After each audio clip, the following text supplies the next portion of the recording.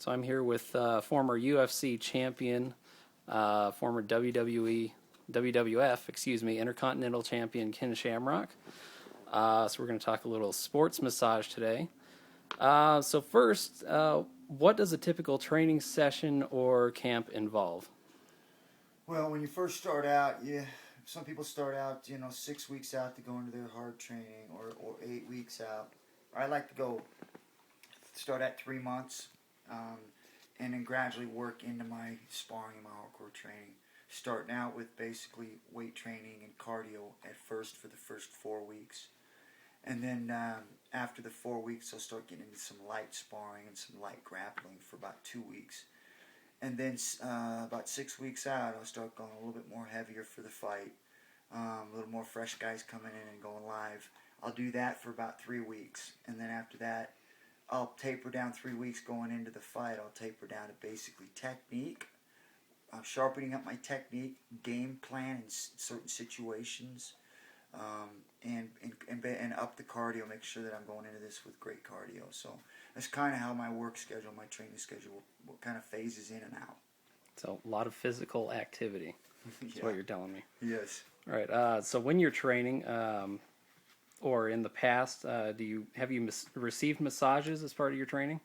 Yeah, I've received several different kind of massages. I've got basically the soft massage. I've got the one where they actually do more stretching and then adjust you. Then the one that I really have enjoyed and I think works real good for fighting was Trigger Point,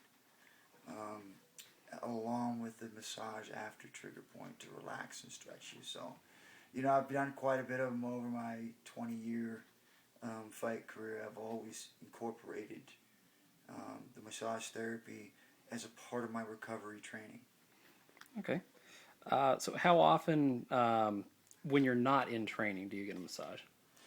Yeah, I try to do it at least once or twice a month, just to kind of stay with that circulation and the blood flow, keeping the muscles, circulating and everywhere. And and especially since I've been fighting as long as I have, where you've had injuries, where you get that buildup, scar tissue buildup. It's always really good to make sure that you're staying up on that at least once or twice a month, and probably more than that if you got the time to do it. I think maybe even once a week, if you're not training or doing anything hard and you don't have any issues. Maybe once a week would be really good for keeping everything up to peak. Okay. What about when you're training? How often do you get massages?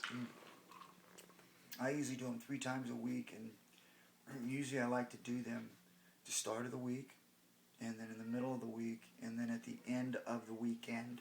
So Sunday I like to do it, and then I like to do it again on Monday, and then Wednesday.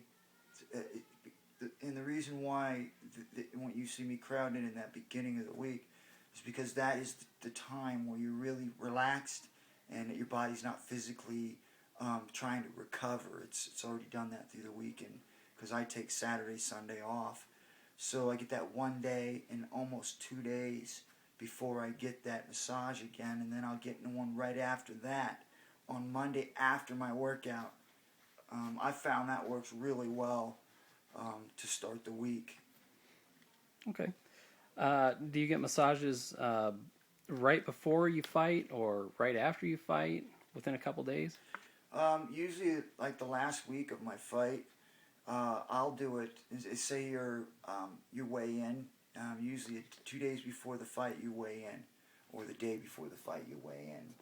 So I like to try and get a massage at least 2 or 3 times in a row before I actually walk into the ring and fight. That really helps me stretch, get my maximum potential in stretching, keeps the blood circulation, the blood flowing through the muscles, and it keeps me relaxed. Okay. So can you describe the kind of massages you receive before you fight? Yeah, the ones before I fight, like I mentioned, the trigger and also the deep muscle massages. Those I don't do because those can really, there's a lot of antioxidants that you're bringing out, and you're breaking a lot of scar tissue down, and I think by that time, what you're looking for is basically blood flow, circulation, and stretching. So that's kind of what I like, is a soft massage and more of a stretching massage. Okay. Do you receive massage when you're rehabbing an injury, during physical therapy, anything like that? Yeah, I think it's very important when you talk about scar tissue and you start talking about flexibility. A lot of people want to go in there and actually just stretch, and they just keep stretching, and then they have an injury where there's a lot of scar tissue, right? And they're stretching through that, thinking that they're breaking up that scar tissue. The fact is that you need someone to go in there who's going to break it up with their hands and break that scar tissue down, and so that you can stretch better. Otherwise, you start trying to stretch through that, you can end up with another injury. Right. Okay. Have you ever tried acupuncture or acupressure as part of your treatment? When you talk about that, I don't know the proper words for it, but when I was in Japan, I started this out in the beginning of my career.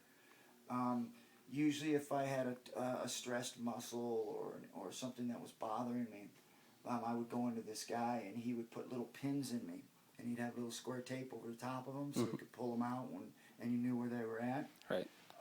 And I did that for almost 4 years doing that. And I tell you, I really enjoyed that, because I don't know how it works, because I was over in Japan, they spoke Japanese, so it was hard for them to explain to me what works and how it works. But I think it's a lot like the acupuncture, and also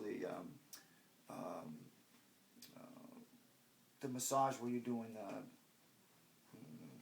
like the elbow and where you're digging into the muscle real deep. Right. Trigger point. That's the key. Okay. I think it works similar to that. I'm not positive, but I got a lot of relief out of that. The acupuncture. I don't know if that's what it's called, but they did put pins in there. And then I've also gotten the one where they actually put these long needles in, and they light the ends of them. I've also got, and I don't know what they were called either, but where they'd actually light, and they put a little glass cup over the top, and it sucks the Right. blood out. Yeah, on your skin. I've seen that. I've done those too. I think those were better off for me. Like when I was fighting, I had an injury where I was getting kicked or I got punched and I had a bruise. I felt that when they put a hole in my leg or where the injury was at, and they put those cups over it, and it was sucking all that bad blood out of there. I felt that worked a lot better using those. All right. Now let's move over to professional wrestling. Is massage commonplace in the world of professional wrestling? Mainly, I know it's not very much in the indies, but in like WWE, TNA, stuff like that. Yeah, those guys get them all the time. They're a lot worse off than the actual MMA guys, because they're taking a pounding every night. Right. They allow somebody to pick them up and slam them. So you're seeing a lot of that slamming, and I think that takes a toll on their bodies. But the thing with them is they really don't go in. Some of them kind of do, but they don't stick with it.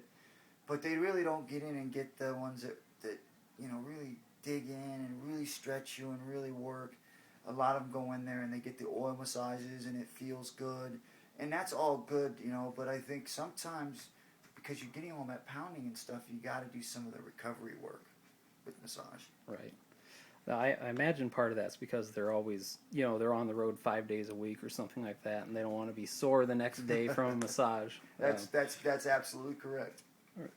So do you know any MMA fighters that employ licensed massage therapists as part of their training team? I don't. But I could almost bet that you're looking at about 75% that do, and I'm talking about 75% of people that are actually under contract that are in your elite fight because they make the money to be able to do that. Mm-hmm. But I would say a lot of them guys is a big part of them staying healthy. Okay. Now, in your opinion, if I were to be interested in getting a job doing massage, how would I go about doing that for an MMA fighter, professional wrestler, something like that? Well, I think first of all is you've got to, and at least I know how some of the guys got me interested, is they were persistent. If you're in their own hometown, giving them a card, or if you're at an event, you offer free massage. Just trying to get them to recognize you and let them know what kind of work you do. And basically, the first step is just let you work on them. Because once you can get that, I think that then they start understanding the importance of how this can make them feel before going in and working out. It's a huge boost. Right. So just hand them your card, go introduce yourself to them.